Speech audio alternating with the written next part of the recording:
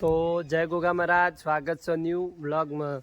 તો આજે મારા માલી દિવે તો બને છે અને મારા મમ્મીને સાર વાટવા જવાનું છે, બરાબર. તો ગાઈસ પહેલાં તો મારા માને બતાવું, એના પછી મારી મમ્મીને બતાવું. સાર વાટવા જવાની છે ખેતરમાં, અને ખેતરમાં ઝાલર વાયા છે, દેશી ગુજરાતી ઝાલર, અને ડેટી વાવી છે કોટાળી, એ પણ તમને બતાવીશ, અને મારી મમ્મીને પણ તમને બતાવીશ. તો ગાઈસ વ્લોગમાં જોડાયેલા રહેજો, આવા અવારનવાર વ્લોગ તો આવતા જ રહેશે ગાઈસ. તો ચલો.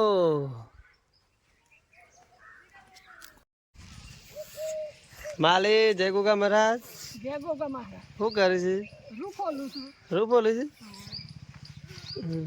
દિવે તો વણતા આવડે છે પપ્પાને?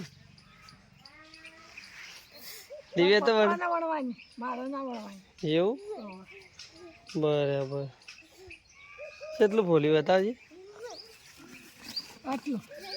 હા, ઘણું બધું ફોલી છે ને.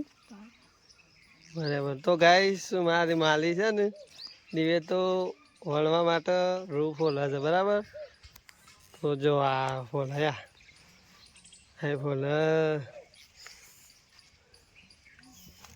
અને અરે આપણા ઋષિભાઈ,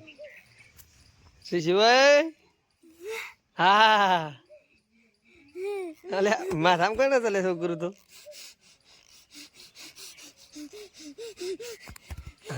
હા ચડે જો.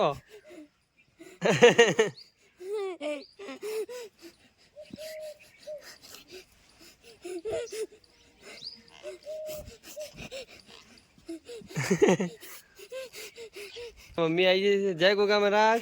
જય ગોગા મહારાજ. શું કરવા જાય છે? હેડી છે સાર વાટવા હેડી છે. અને તો ગાય મારી મમ્મી સાર વાટવા આવી હેઠા છે. તે પેલા તો જશે દાતરો લેવા, અને આ પડી દાતરો ગાય છે. પઠી છે મેલે રમી. તો ગાઈસ અમારે જો રેગણીઓ આવી દીધી, ઝાલર, પછી કે પાપડીઓ આવી નહીં ગાઈસ. અને મારી મમ્મી આવું ચાલુ કરે છે ચાર વાટવાનું. સારી કેમ ચાર વાટવા એવું? તો ગાઈસ જો મમ્મી ચાર વાટે છે, ડેટી થઈ પણ બેસી નહીં ના કોઈ કોટાવાળી ડેટી અમારે પણ થઈ નહીં હજી ગન. તો ગાઈસ થશે એટલે શાકબાગ કરશું, કઢી બળી બનાવશું. આપણને કઢી બહુ ભાવે ગાઈસ, ના મમ્મી?